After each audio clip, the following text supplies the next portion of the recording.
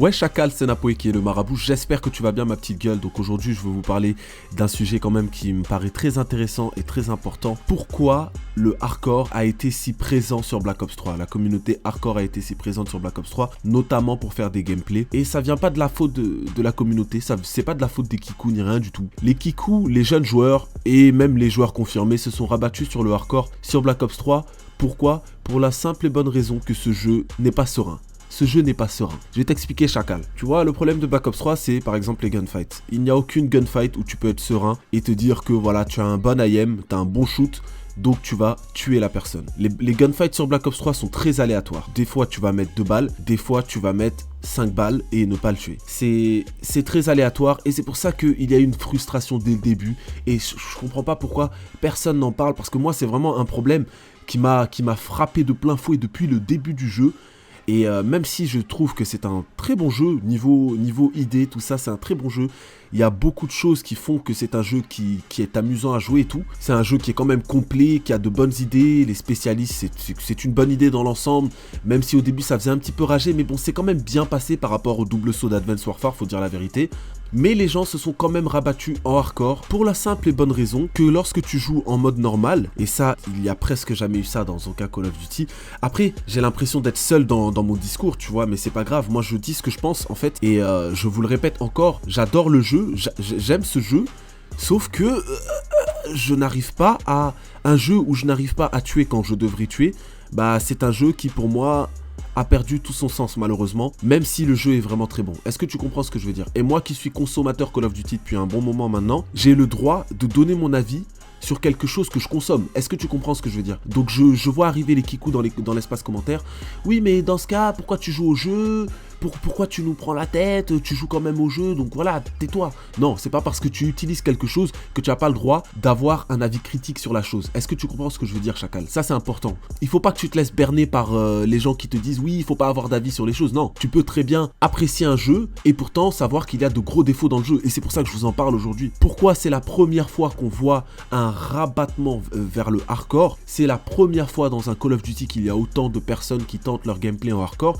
Tout simplement parce que les gunfights sur Black Ops 3 ne sont pas sereines, frère. Chacal, viens, on parle. Il faut dire la vérité. Lorsque sur Black Ops 3, par exemple, quand tu es sur Nuketown, ou bien dans n'importe quelle autre map, mais lorsque tu joues en softcore et non en hardcore, tu peux te prendre à tout moment un bullshit. Et vraiment, un bullshit, t'en as facilement, allez, 3-4 par game, en étant très gentil. Encore si c'était une fois, allez, 3-4 fois par jour, d'accord, tu vois. Mais 3-4 fois par game, là ça commence à devenir un peu saoulant. Donc voilà pourquoi les gens se sont rabattus vers le hardcore, car en hardcore, tu tues en une balle. C'est sûr et certain que si t'as tiré le premier... Bon, moi j'ai eu des petits problèmes où je tirais le premier, mes balles ne s'enregistraient pas. Mais c'est pas grave, on va pas en parler dans cette vidéo, j'en ai déjà parlé, j'ai déjà fait mon coup de gueule là-dessus. Mais en théorie, si en hardcore tu tires le premier, bah tu tues le premier, d'accord? Sauf qu'en softcore, c'est pas du tout comme ça, c'est complètement aléatoire. Tu tombes contre une VMP en duel, surtout en ce moment, tu es mort, quoi qu'il arrive, tu vas mourir. Le type ne sait à peine... Le type sait à peine tenir sa manette et bah il va réussir à te tuer. Et j'aimerais que Call of Duty avantage un peu moins les bons joueurs, tu vois. Parce que moi aussi j'ai commencé Call of Duty, j'étais mauvais joueur. Bah écoute, je me faisais taper des Moab, tu vois. Moi je me prenais ma race, tu vois. Maintenant les jeunes, les nouveaux joueurs sur Call of Duty, eh ben non, ils ont tout ce qu'il faut, ils ont les spécialistes qui viennent sans tuer, ils ont, voilà, tu prends 2 drapeaux, c'est bon, t'as ton score streak, ils ont les colis stratégiques qui sont beaucoup trop cheatés sur Black Ops 3, à chaque colis stratégique, tu vas te taper un fantôme contre toi, ça commence à devenir saoulant à un moment, tu vois. La communauté s'est refoulée sur l'hardcore, tout simplement parce que le softcore est trop aléatoire sur Black Ops 3, et c'est la première fois qu'un Call of Duty a un softcore aussi aléatoire. Vous allez me dire, oui, Ghost, d'accord, ouais, je suis d'accord avec toi, Ghost, tu tues en une balle. Mais au moins, Ghost, tu tues en une balle, voire 2 balles, tout le temps. C'est pas du genre, c'est pas aléatoire en mode, par exemple, t'as ta manoir sur Black Ops 3, des fois tu vas mettre 6 balles, et d'autres fois tu vas mettre 1 balle, tu vois. C'est pas aléatoire comme ça en fait. Et je pense que c'est ce que les gens un petit peu redoutent un petit peu sur Black Ops 3. Voilà pourquoi les gens sont partis en hardcore pour la majorité d'entre eux. Je vous mettrai une petite vidéo de Chaos Silencer où le mec se fait littéralement violer par une KN-44 et j'ai parlé de la KN depuis longtemps. Ça fait au moins 1 mois que j'ai fait une vidéo sur la KN qui était la meilleure arme de Black Ops 3, tout simplement parce que c'était l'arme la plus OP, la plus cheatée, la plus inégale de tout Call of Duty Black Ops 3. Et j'espère que vous regarderez bien ce clip les chacals parce que c'est assez important.